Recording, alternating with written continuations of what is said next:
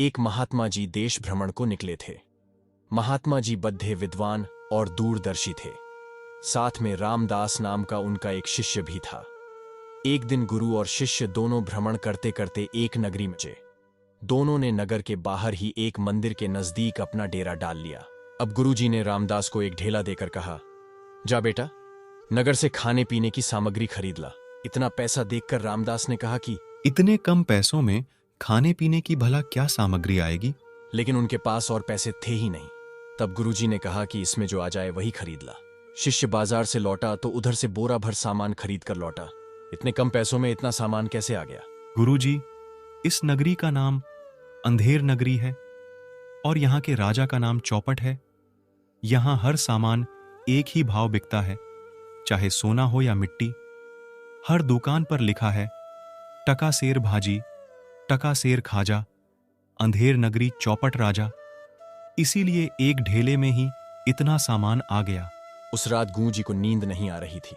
रात को इसी नगरी के बारे में सोच रहे थे। सुबह होते ही गुरुजी ने बोला, इधर रहना ठीक नहीं है, जल्द ही चलो, इधर अच्छा नहीं लग रहा है। गुरुजी, मुझे तो यह नगर बड़ा अच्छा लगा। यहाँ खाने पीने की मौज है, हर चीज एक ही भाव बिकती है। हमें यहीं डेरा जमाना चाहिए। बेटा, यहाँ रहना ठीक नहीं। ये अंधेर नगरी है और यहाँ का राजा चौपट है।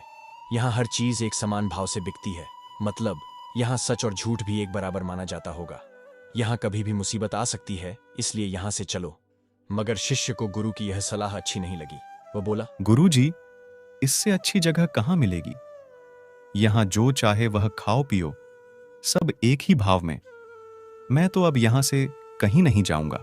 गुरुजी ने अपने शिष्य रामदास को बहुत समझाया, मगर वह अंधेर नगरी ओर कर जाने को किसी भी तरह राजी नहीं हुआ। हार कर गुरुजी उसे वहीं अपने यात्रा पर आगे बढ़ गए। गुरुजी के चले जाने के बाद शिष्य रामदास रोज दोपहर चिमटा बजाता हुआ भिक्षाटन के लिए बाजार में निकलता और भिक्षा में मिले हुए पैसों से खूब हलवा पूरी, मिठाई और दूसरे पौष्टिक चीजें खाता। कुछ ही दिनों में वह खा खा कर खूब मोटा हो गया। फिर एक दिन वही हुआ जिसका अंदेशा गुरुजी जताकर गए थे। एक दिन किसी दुकान की दीवार गिर जाने से एक मजदूर दबकर मर गया। कोतवाल के पास खबर पहुंची तो वह तुरंत दुकान मालिक को राजा के सामने पेश करने के लिए ले आया। महाराज, इसमें मेरा कोई कसूर नहीं। दीवार तो राजमिस्त्री ने कमजोर बनाई थी।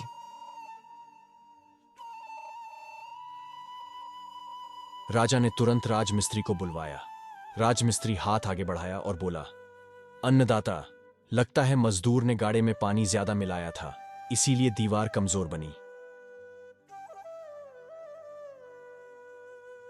आया गया। वह बोला, महाराज, इसमें मेरा कोई कसूर नहीं। माशकी ने पानी ज्यादा डाल दिया होगा।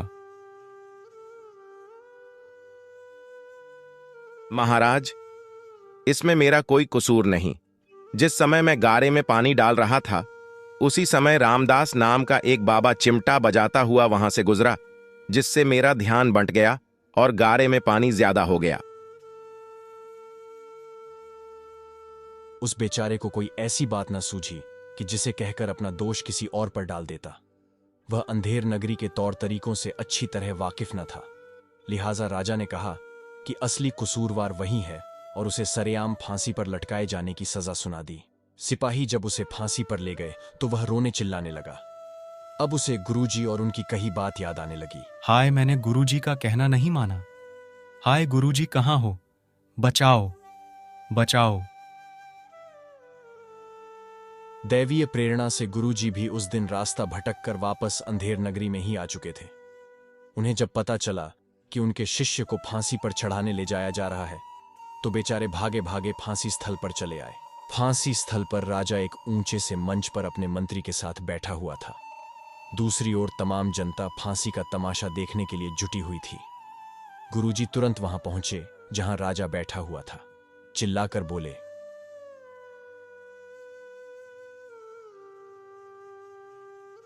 महाराज, इस आदमी को फांसी मत दीजिए। मैं चाहता हूं कि उसके बदले मुझे फांसी दी जाए। भला क्यों?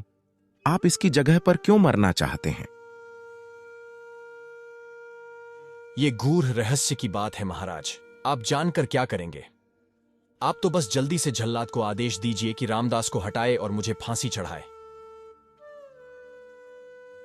वह गूढ़ रहस्य जल्दी से मुझे बताओ, वरना तब तक न मैं रामदास को फांसी चढ़ने दूंगा न तुम्हें।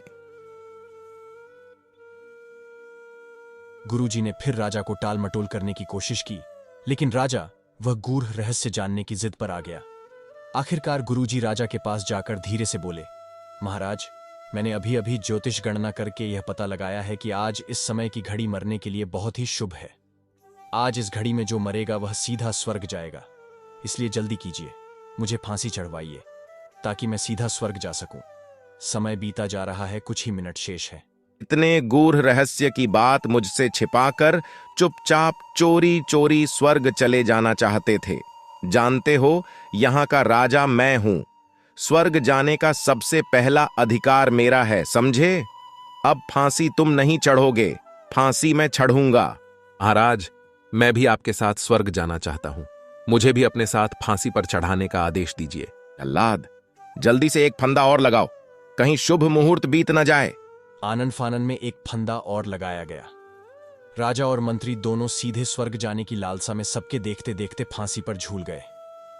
उधर मौके का फायदा उठाकर गुरु और शिष्य दोनों चुपचाप उस अंधेर नगरी से खिसक लिए।